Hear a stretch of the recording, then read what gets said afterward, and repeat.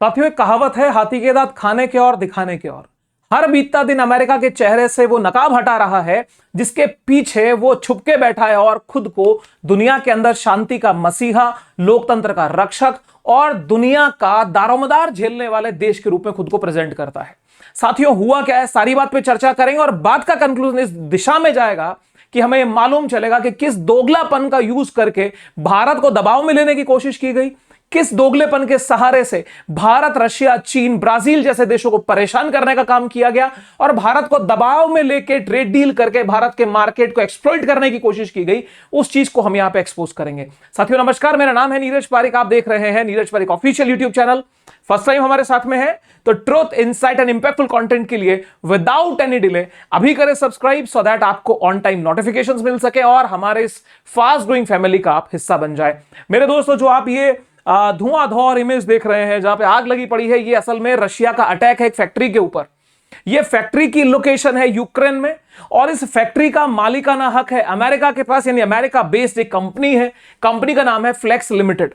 तो साथियों, ऐसा क्या हो गया कि शांति वार्ता के इस दौर में रशिया ने अमेरिका के एक एस्टैब्लिशमेंट जो कि यूक्रेन में है उसके ऊपर अटैक कर दिया। कुछ तो बात होगी, सारी बात का एनालिसिस करते हैं।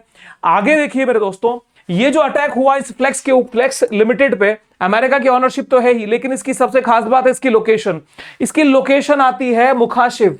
ये मुखाशिव जो लोकेशन है यूक्रेन के बिल्कुल वेस्टर्न साइड में है, जो कि नाटो नेशंस के काफी करीब है। यहां पे आप देखेंगे तो पोलैंड है, यहां पे स्लोवाकिया है, तो ये देश आपको नजर आ ही रहे हैं। तो स्लोवाकिया, हंगरी है, ऐसे देशों के साथ में ये अटैच होता हुआ इलाका है। तो आखिर में आप हिम्मत भी तो देखनी पड़ेगी ना भाई, रशिया की। यहां से आप माने रशिया तो भी मुखाशे बहुत दूर है। अगर क्रीमिया को अवैध मानते हैं, भाई क्रीमिया के ऊपर कब्जा है, तब भी यहां से मुखाशे बहुत दूर है। तो एक तरह से यहां पे दो टारगेट रशिया ने किए हैं। जो पहला और सबसे प्रमुख टारगेट है वो ये है कि ऑपरेशन स्पाइडर्स वेब, आपको याद होगा जब यूक्रेन ने रशिया के काफी इंटरनल पार्ट में, अंदरूनी इलाकों में जाकर के हमले किए थे और उसके 40 स्ट्रेटेजिक बॉम्बर यानी उसके बम वर्षक विमानों को तहस नहस कर दिया था। तो क्या था, वो ये दिखाना चाह रहा था कि रशिया ये ना समझे कि हमारी अप्रोच है, हमारी रीच नहीं है, हम बहुत अंदरूनी इलाकों तक जा सकते हैं और हमला कर सकते हैं। तो यहां पे रशिया की पहला टारगेट तो ये रहा है कि मुखाशेव के इस इलाके में आके हमला करना, यह दिखाना कि हमारा पेनिट्रेशन बहुत दूर तक का है, तुम अभी बहुत पीछे हो। दूसरी बात, यूएसए की कंपनी को टारगेट करने का क्या मतलब, जबकि वो एक अलास्का की वार्ता के करके आ चुके हैं, शांति वार्ताएं अपने चरम पे हैं या अपने दिशा में आगे बढ़ रही हैं। तो क्या पुतिन शांति नहीं चाहते? सर ऐसा नहीं है। यहां पे इस बात को हम आगे देखेंगे। तो ये जो फ्लेक्स नामक कंपनी है, इसके ऊपर रशिया का एक आरोप है। उस आरोप में रशिया ये बोलता है कि भाई ये कंपनी यूक्रेन के इस इलाके के अंदर सैन्य सामग्रियों का निर्माण करती है, ये मिलिट्री इक्विपमेंट्स बनाती है जिसका अल्टीमेटली यूज हमारे अगेंस्ट में होना है। तो ये दिखाना चाह रहे हैं कि अमेरिका दोगलापन करता है। एक तरफ वहां पे शांति वार्ता है और एक हमारे देश के जो जिस टेंशन तनाव में है वहां पे अपना एस्टैब्लिश के अंदर आप ये दिखाते हो कि यहां प्रोडक्शन कुछ और है, लेकिन रियल प्रोडक्शन जो आप करते हो वो क्या करते हो, आप हथियारों का प्रोडक्शन करते हो। आपको यह भी पता होगा कि कुछ दिन पहले की खबर निकली थी कि भारत ने विस्फोटक पदार्थों को चोरी छुपे भेज दिया है रशिया को। रॉयटर्स ने इसको आर्टिकल को काफी पब्लिश किया था। तो उसी समय पे रशिया ने के उस बात को लेके यूक्रेन ने कंफर्म किया था कि भाई हां, हमने भी अटैक किया, एक फैक्ट्री को तबाह किया, वहां पे ये मटेरियल अवेलेबल था। तो मतलब ये अटैकिंग मामला जो है वो दोनों देशों का जारी है, दोनों देशों के ऊपर। तो ये कोई यूएसए इसका अपवाद नहीं है कि यूएसए का एस्टैब्लिशमेंट होगा तो हम अटैक नहीं करेंगे। लेकिन इस बात को लेकर डोनाल्ड ट्रंप नाराज हो गए। उन्होंने कहा कि भाई हम आपसे शांति वार्ता कर रहे हैं, आप अलास्का के अंदर अभी आप परस्यूइंग पीस का नारा देके हमारे साथ में निकले हो और अब जाकर के आप अटैक कर रहे हो, तो बात ये अच्छी नहीं है। अब इसके बीच में सर ट्विस्ट आता है। अब यहां पर दिख तो ये रहा है कि अमेरिका कुछ नहीं कर रहा, लेकिन पर्दे के पीछे असल खिलाड़ी अमेरिका ही है और कठपुतली रूपी यूक्रेन या जेलेंस्की इसके इशारे पर नाच रहा है। देखिए कैसे। जब मीटिंग हुई साहब, इनकी यूरोपीय लीडर्स मिलते हैं, यूरोपीय लीडर्स आपस में चर्चा करते हैं कि शांति वार्ता कैसे होगी। जेलेंस्की भी वहां मौजूद थे और उसी के बीच में यूक्रेन के इस चर्चा, इस पूरे माहौल से निकल करके डोनाल्ड ट्रंप साहब फोन करते हैं पुतिन सर को और बताते हैं कि भी ऐसा ऐसा मसला हो। काफी लंबी बातचीत होती है, तो लगा कि कुछ मामला ठीक है। लेकिन सर उसके कुछ ही टाइम के बाद में जैसे रशिया का अटैक हुआ उस एस्टैब्लिशमेंट पे, उसके कुछ ही देर के बाद में, लगभग 8-7 घंटे के बाद में जेलेंस्की ने यानी यूक्रेन ने अटैक कर दिया सर रशिया की ड्रुजबा पाइपलाइन पे ऊपर। ये ड्रुजबा पाइपलाइन क्या है? ये ड्रुजबा पाइपलाइन जो मेरे दोस्तों ये है, ये एक बहुत पुराना एस्टैब्लिशमेंट है, इससे ऑयल सप्लाई होती है। और जब सोवियत यूनियन यानी यूएसएसआर हुआ करता था, यूएसएसआर के दौर में 1964 में इसको चालू किया गया था। मतलब अपने पूरे एरिया तक ऑयल सप्लाई करने का ये नेटवर्क है। बहुत लंबे समय तक, even after partition, even after disintegration of USSR, USSR के विखंडन के बाद भी ये पाइपलाइन काम कर रही थी। और रशिया इससे क्रूड ऑयल जो है वो यूरोप के बाकी देशों तक भेजता है, जिसके अंदर पूर्व सोवियत के राष्ट्र भी शामिल हैं। अब मेरे दोस्तों यहां बात क्या है, ये जो दो आप देख रहे हैं लोग, ये दो लोग कौन है? ये एक आपका स्लोवाकिया है, एक आपका हंगरी है। हंगरी और स्लोवाकिया बड़े दुखी हैं। इनके लिए क्यों? क्योंकि ये जो पाइपलाइन तोड़ी गई, भैया पाइपलाइन तोड़ी तो रूस की तोड़ी, आप परेशान क्यों हो? आप तो नाटो के मेंबर हो, ये दोनों देश नाटो मेंबर हैं, आप में इतना मातम क्यों छाया? सर सवाल की जड़ यही है, दोगलेपन का जो पहला चित्र है सर वो यही छिपा है। गौर से देखिए सर, ये ड्रुजबा पाइपलाइन जो आ रही है, ये पाइपलाइन बेलारूस यूक्रेन से होती हुई आप देखिए कौन से देश तक जा रही है। ये जर्मनी तक पहुंची है, ये आपके पोलैंड तक है, हंगरी तक है, स्लोवाकिया तक है, बहुत सारे देशों को ये कवर कर रही है। लेकिन हुआ क्या मेरे दोस्तों, ये जो पाइपलाइन का सेटअप है, इस पाइपलाइन से लोग थोड़ा दूर होते गए। कैसे सर? यहां पे जब यूक्रेन का तनाव शुरू हुआ, नाटो के मेंबर्स की हम बात कर रहे हैं, तो यूक्रेन चाह रहा है कि भाई हम नाटो के मेंबर हो जाएं। रशिया कहता है आपको मेंबर नहीं होने देंगे, क्योंकि यूक्रेन ये चाहता है यदि मैं नाटो का मेंबर हो गया तो नाटो के चार्टर के आर्टिकल नंबर 5 के तहत कलेक्टिव सिक्योरिटी का बेनिफिट मुझे मिलेगा, मेरे पे हमला होगा, सब पे हमला माना जाएगा। चलो साहब ठीक है, इसका मतलब नाटो पूरा एक है। अब बात आती है कि यहां पर आप हंगरी देख रहे हैं, यहां पे आप स्लोवाकिया देख रहे हैं, जो कि यूक्रेन से टच होते हुए हैं। अब अगर यूक्रेन ने रशिया की उस पाइपलाइन को तोड़ा है, ठीक है, एक शहर है उनेचा नामक शहर में यह हमला हुआ है, तो इनको तकलीफ क्यों हुई भाई? आपको प्रॉब्लम इसलिए हुई क्योंकि आप पेट्रोलियम ले रहे हो। आश्चर्य देखिए, नाटो मेंबर जो भारत के ऊपर सैंक्शन लगाने की बात कर रहे हैं वो सारे के सारे शामिल हैं। अब आगे चलिए सर थोड़ा सा, यहां पर एक न्यूज आती है, after being angry at India for buying Russian oil, Trump is now very angry at Ukraine for disrupting Russian oil supply to Europe by bombing the pipeline। मेरे दोस्तों, भारत पेट्रोलियम लेगा तो क्या फ्री में लेगा? नहीं जी, पैसे देगा। वो पैसे देगा तो वो यूक्रेन के अगेंस्ट में खर्च हो जाएगा। तो क्या स्लोवाकिया और हंगरी फ्री में लेंगे सर? क्या वो पैसा नहीं देंगे? तो जब सबसे बड़ी बात यह है कि नाटो मेंबर होते हुए आप ये काम कैसे कर सकते हो? अब यहां पर जो हंगरी के विदेश मंत्री भी हैं और वाणिज्य मंत्री भी हैं, इनके स्टेटमेंट को देखिए, उन्होंने पूरी बात लिखी। Ukraine has once again attacked, गौर करिएगा sir, Ukraine has once again attacked, मतलब एक बार फिर से हमला। वो जानकारी के लिए बताता हूं सर, ये तीसरा हमला है इस पाइपलाइन के ऊपर। हाईलाइट ये हुआ, पूरी तरह से तबाह हो गई है, ये तीसरा हमला है। तो once again attacked on oil pipeline leading to Hungary cutting off supplies. This latest strike against our energy security is outrageous and unacceptable। दो शब्दों पे गौर करेंगे, outrageous माफी योग्य नहीं है, ठीक है, इसके ऊपर हम कैसे माफ करेंगे भाई? दूसरी चीज unacceptable, यानी माफी आउटरीच का मतलब असम्माननीय है, सम्मान के खिलाफ है, हमारी बेइज्जती है, और अनएक्सेप्टेबल, हम एक्सेप्ट नहीं कर सकते। तो being a member of NATO, अगर दुश्मन के ऊपर हमला हुआ है तो आपकी तकलीफ क्यों? क्योंकि आप वहां से ऑयल ले रहे हो। तो अमेरिका ने इस बात पे आज तक क्यों नहीं गौर किया, या गौर करके भी आंख में पर्दा क्यों डाला? ऑयल यहां से सप्लाई ली जा रही है और भारत से ले रहे हैं तो आपको प्रॉब्लम हो रही है। आगे सर यहां पे सारी बात लिखी है कि मेरी रशिया के डेप्यूटी एनर्जी मिनिस्टर हैं पावेल सोरोकिन, इनसे बात हुई, उन्होंने कहा है कि भाई एक्सपर्ट्स काम कर रहे हैं, ट्रांसफॉर्मर्स का एस्टैब्लिशमेंट हो रहा है, हम ये नहीं कह सकते, वी कैन नॉट से व्हेन डिलीवरीज विल रिज्यूम, फिर से कब शुरू होगी। ये तो सर हाथ खड़े कर दिए, उन्होंने कहा कि हमारे पास में एनर्जी की सप्लाई का कोई रास्ता ही नहीं है सिवाय रूस के। तो जब नाटो के मेंबर ये बोल रहे हैं कि नहीं है, तो सर फिर इंडिया से क्या प्रॉब्लम है? आगे देखो, आगे वाली लाइन बड़ी गजब है, जबरदस्त है। हंगरी जो कि नाटो का मेंबर है, मैं बार बार नाटो हाईलाइट कर रहा हूं सर, गौर करिएगा, for 3.5 years Belarus and Kyiv, Belarus एक देश जो कि नाटो का मेंबर नहीं है, यूक्रेन यानी कीव राजधानी है, तो यूक्रेन जो कि अभी तक नाटो का मेंबर नहीं है बट चाहता है, have tried to drag Hungary into the war in Ukraine. Sir वो चाहता है कि यूक्रेन भी हमले में शामिल हो और हम नहीं चाहते, तो कलेक्टिव सिक्योरिटी का आर्टिकल नंबर 5 की धज्जियां तो अभी उड़ रही है। नाटो मेंबरशिप के लिए भले ही मना कर दिया है ट्रंप ने, लेकिन किस उद्देश्य से आपने युद्ध शुरू किया था, किस उद्देश्य से आपने सहयोग किया और यूक्रेन का ऑब्जेक्टिव क्या था, यह तो नाटो की मेंबरशिप आपको पता ही होगी। तो कुल मिलाकर के सारा दोगलापन यहां पे चल रहा है। अब मेरे दोस्तों ये जो तस्वीर आप देख रहे हैं, यह है विक्टर ऑर्बन। ये विक्टर ऑर्बन कौन है? ये विक्टर ऑर्बन हंगरी के प्राइम मिनिस्टर हैं। अब प्रधानमंत्री पद पे विराजे हैं, अमेरिका से अच्छे संबंध रखते हैं। इनके बारे में खास बात ये जान लीजिए कि 2002 तक यानी 1998 से 2002 तक ये हंगरी के प्राइम मिनिस्टर रहे और फिर ये दोबारा प्राइम मिनिस्टर बनते हैं 2010 में। आज 2025 तक ये लगातार हंगरी के प्राइम मिनिस्टर पद पे बरकरार हैं। तो इसका मतलब एक क्रेडिबिलिटी तो है व्यक्ति की, तो देश में सत्ता में बार बार वो रिपीट कर रहा है।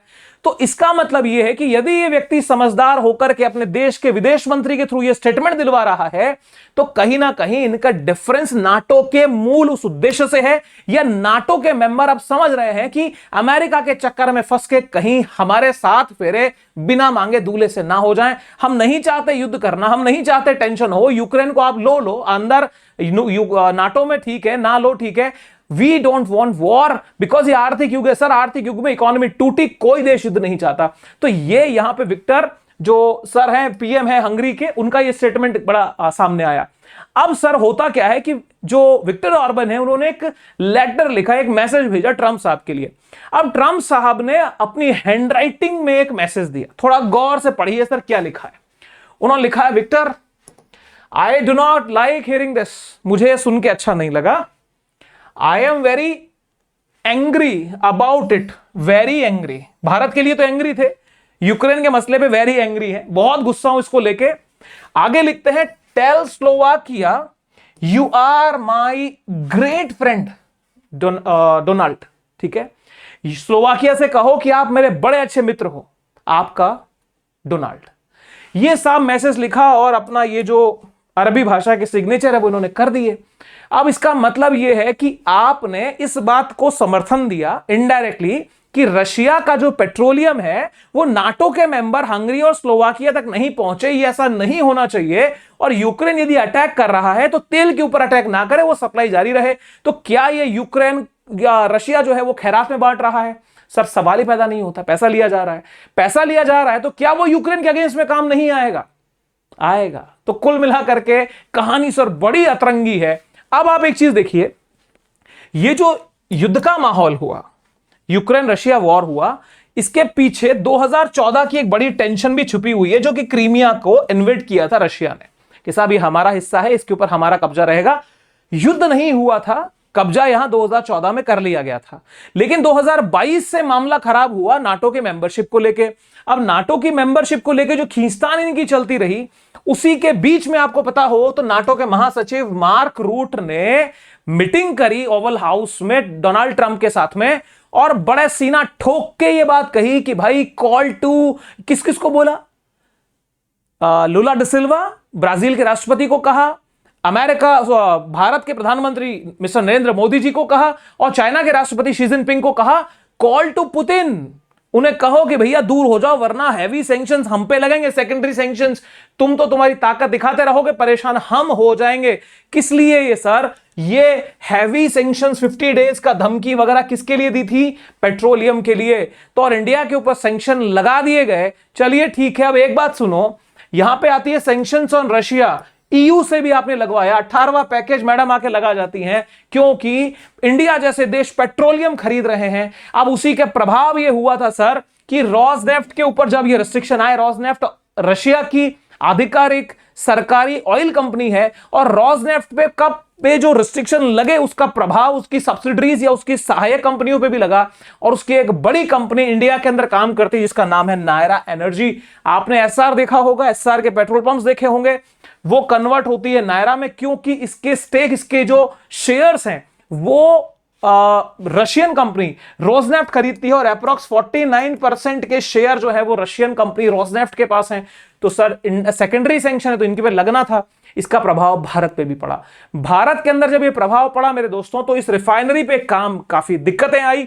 वडिनार जो कि गुजरात में है, यहां पे इसकी शाखा लगी है और इसके प्रोडक्ट जो कि रिफाइंड प्रोडक्ट्स जो फाइनल गुड्स बनाता है, ऑयल से जो डिफरेंट डिफरेंट प्रोडक्ट्स बनते हैं, उसका एक बहुत बड़ा मार्केट यूरोपियन यूनियन है, उसमें उसके व्यापार पे रोक लग गई। तो भारत को आर्थिक नुकसान इस चीज का झेलना पड़ा, क्योंकि आपने सेकेंडरी सैंक्शन लगाए, क्योंकि भारत रशिया से पेट्रोलियम खरीद रहा है। यही वो जो कि जिसके लिए आप वेरी एंग्री हो गए कि भाई हंगरी को और स्लोवाकिया को ये पेट्रोलियम क्यों नहीं मिल रहा। क्या ये दोगलापन नहीं है? आपने ये डोनाल्ड ट्रंप साहब ने अनाउंस किया था, आपको पता होगा कि भाई हम 25% टैरिफ लगा रहे हैं बिकॉज भारत ब्रिक्स के साथ है और भारत ट्रेड के मसले पे भारत के साथ नहीं है। चलिए मान लिया हमारी और आपकी नहीं बनी, हम रशिया के साथ को नहीं छोड़ पाए, हम ब्रिक्स के साथ नहीं छोड़ पाए, आपने 25% टैरिफ लगाया। ये बात एक समझ में आती है, आपका राइट है, आप लगा सकते हो, चलिए ठीक है, उसके ऊपर भी विवाद है, लेकिन यहां तक हम मानेंगे ब्रिक्स हमारी मर्जी है, नहीं छोड़ रहे, आपके साथ व्यापार नहीं करना, आपको जो करना है करो। आपने 25% लगा दिया। पर सर ये क्या ड्रामा था? ये ड्रामा जो डोनाल्ड ट्रंप की तरफ से हुआ, लिखा है Trump imposes additional 25% tariff on India over Russian oil purchases. और मेरे दोस्तों ये 27 अगस्त से लागू हो जाएगा।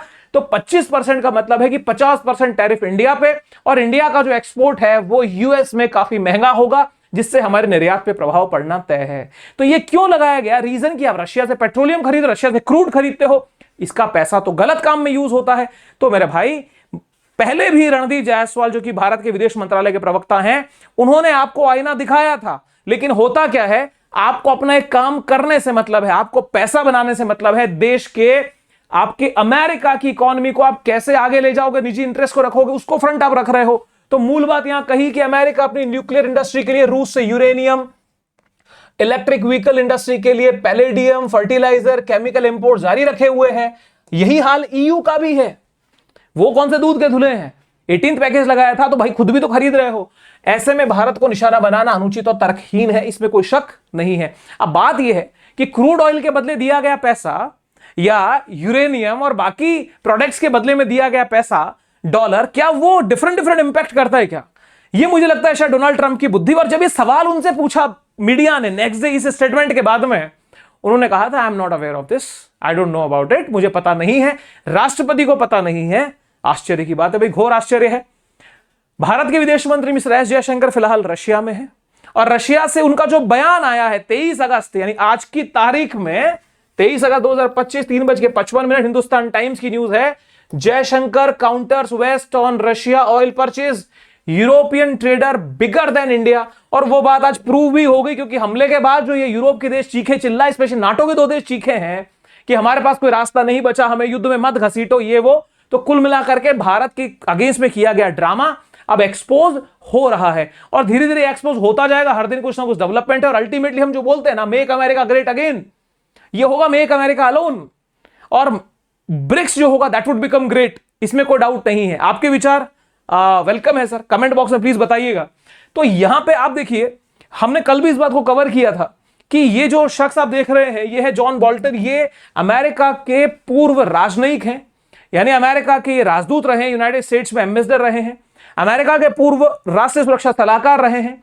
इन्होंने अमेरिका को सलाह, यानी ट्रंप को सलाह दी कि भाई तुम गलत कर रहे हो, तुम्हारे इस एक्शन से भारत और चीन नजदीक आ जाएंगे और जो कि हमारे हितों के लिए अच्छा नहीं है। 20 साल लगाए हैं हमने भारत से दोस्ती को अच्छा करने में, इसको स्ट्रेटेजिक पार्टनर बनाने में, इंडो पैसिफिक में अपने पैर को जमाने में, तुम ऐसा करोगे गड़बड़ हो जाएगी। अब सर लोकतंत्र है ना, बर्दाश्त कैसे हो आलोचना, ये आलोचना ये मेरी तरफ से जा रही है सर, गौर करिएगा।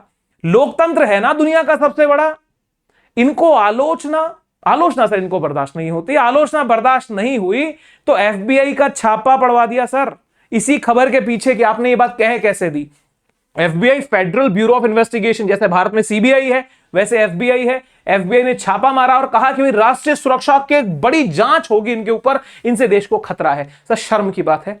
कुल मिलाकर के भारत और रूस के संबंध तो सर जड़वत मजबूत हैं। जड़वत मजबूत का मतलब जड़ों से मजबूत हैं, ये उखड़ने वाले हटने वाले नहीं हैं। लेकिन ये जो एक्शन हुआ है इससे वो रिलेशन तो एक्सपोज हो ही चुके हैं और डोनाल्ड ट्रंप साहब का जो एटीट्यूड है वो एक तरफ कुछ और एक तरफ कुछ का है। आपके विचार सामने आने की देरी है और वहां पे अश्नीर ग्रोवर तो अपनी बात कह चुके हैं कि ये सब दोगलापन है।